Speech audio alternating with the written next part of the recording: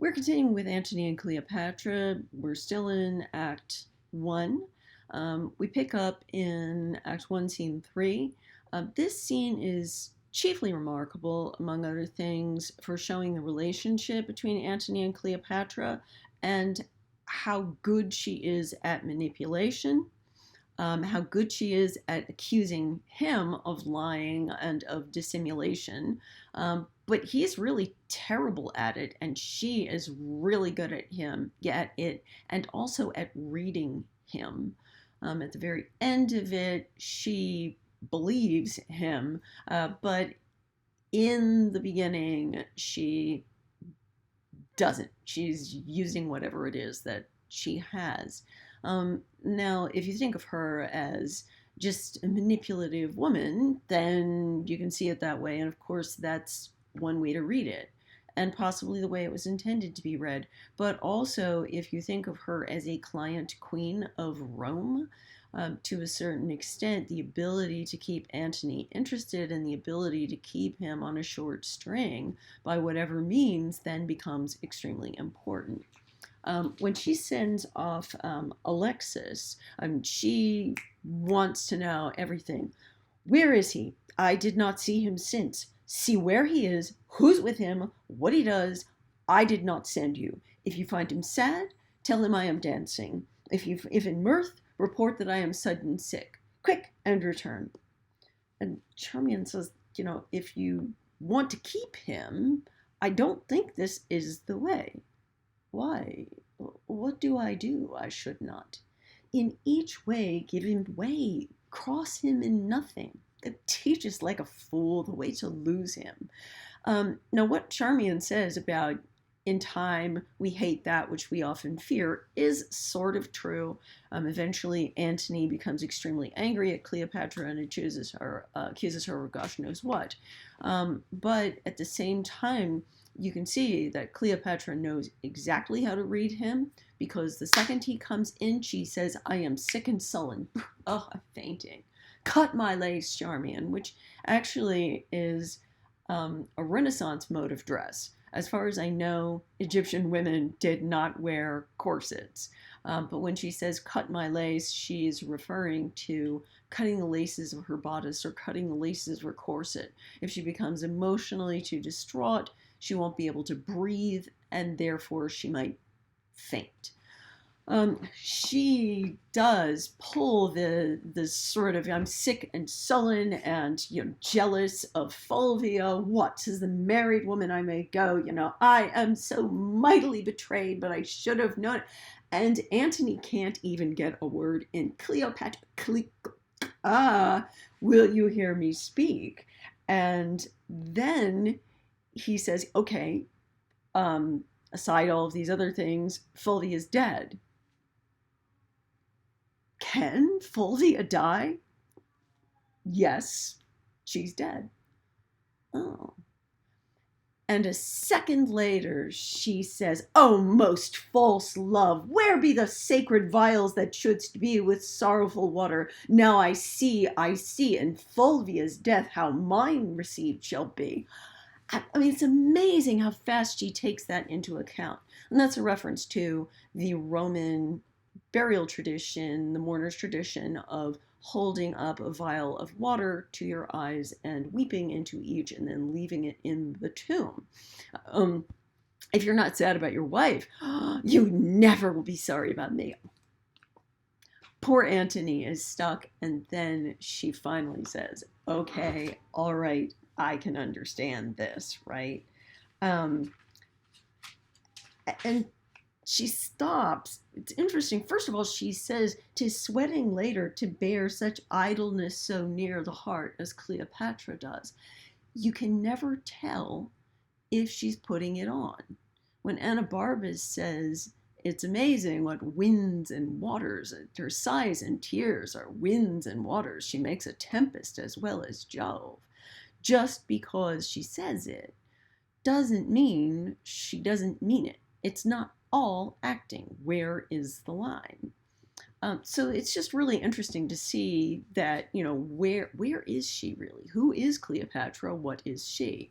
Now we move over to Rome, and Rome could not possibly be a greater contrast. It is very masculine. There's no women in this scene.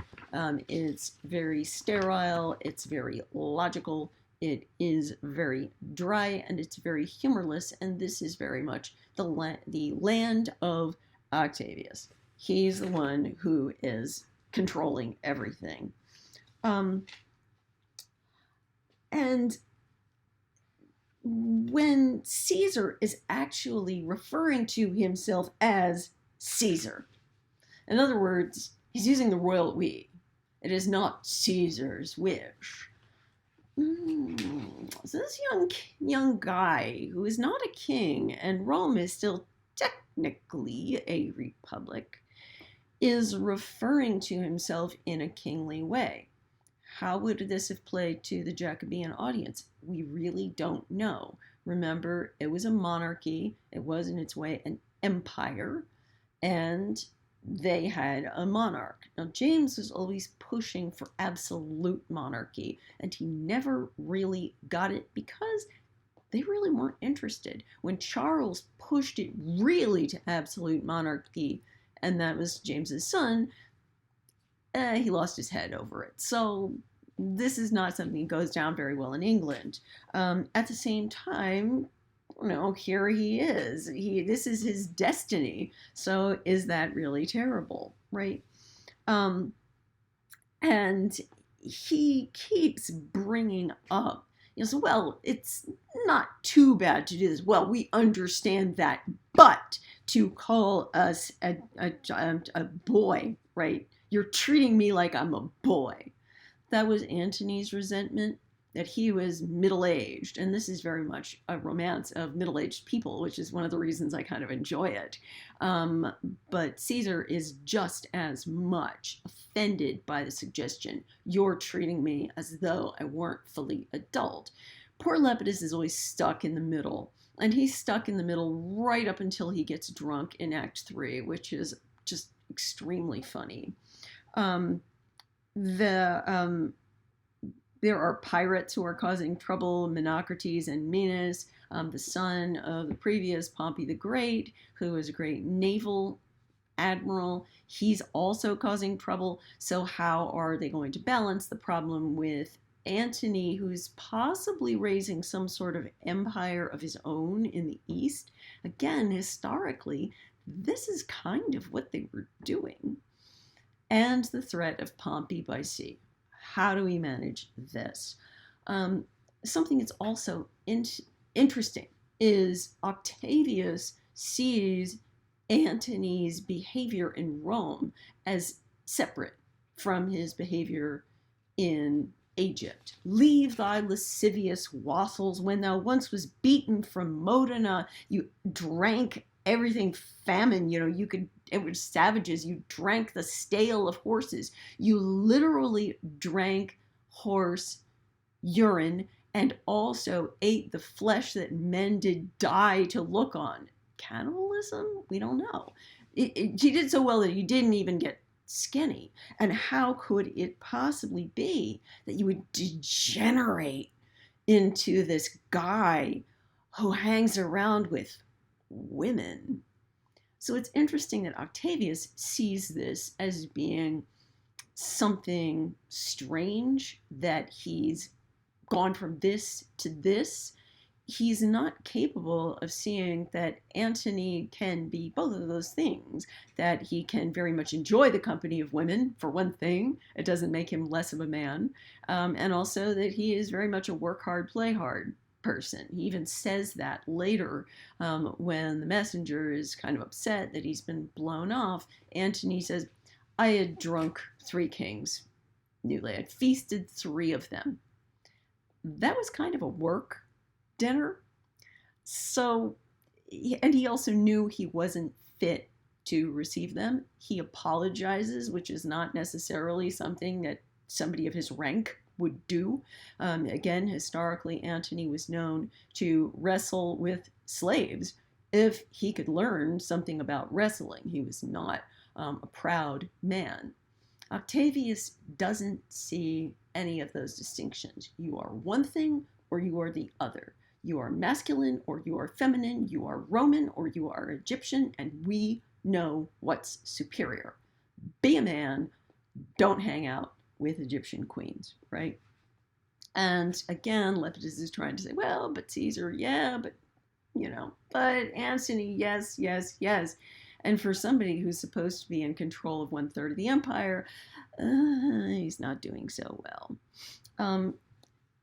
In Act 1, Scene 5, we get to see Cleopatra, so to speak, off stage. She's having fun with her ladies and she's so bored. She's asking for Mandragora. I just want to sleep the whole time my Antony is away. Now, think about this. She's not necessarily putting it on. He's not there. Is she about drama? Well, sure. And she's really obsessed with him when Alexis comes in saying, Madam, why do you send so thick? You're sending him a letter every day. I'm meeting myself coming back. And she says, I'm going to send him a message every day. I will never forget to send him a letter. Doesn't seem to be something she has to do.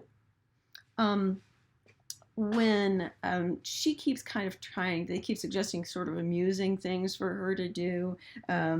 She says, sing. No, eunuch Mardian, I don't want to hear you sing. And she asks him, do you want to play at billiards? And there's a hint, billiards. A eunuch could play billiards as well as a woman. Why can a eunuch play billiards as well as a woman? Well, because they're the same.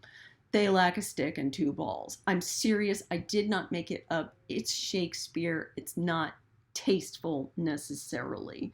And she even asks him, well, do you have any affections? In other words, are you interested in things that are sexual? And she asks, indeed, not indeed, madam, for I can do nothing but what indeed is honest to be done. Yet have I fierce affections and do think what Venus did with Mars. So, even though he's a eunuch, you can't censor thought. And there's this idea, too, that Antony and Cleopatra are some kind of Venus and Mars archetype. Who wins in a contest between Venus and Mars? Well, it's always Venus. Venus can make Mars take off his armor. And therefore, Cleopatra is always going to win if it's a battle between her and Antony. In terms of a battle of wit or anything else, it's always going to be her. She even refers a little bit later to when she chid him out of patience, and then she chid him into patience, and then she drank him under the table and dressed him in her clothes while she wore his sword Philippine. That's a little bit later in Act 2. But think of the gender swapping going on there. That Cleopatra borrows not just a sword, but the sword with which he defeated Brutus and Cassius at Philippi, and that she put her tires and mantles on him. I sometimes jokingly suggested that this is Shakespeare's kinkiest play. But maybe there's a little truth to that. Charmian sort of is yanking Cleopatra's chain at the very end of it, saying, oh, I remember all these things you used to say about Caesar. By Isis, I will give thee bloody teeth if thou comparison with Caesar again, my man of men. Your pardon, madam, I sing but after you. That tells you something not just about Cleopatra's relationship to these 2 men, but also the relationship between her and Charmian. They go way back. She was with Caesar when she was in her teens, barely out of her teens, and now she's 37. And all through it all, Charmian has been by her side. So that's a very important relationship. And I'm just going to end it here, and we'll go on with Act 2 later on.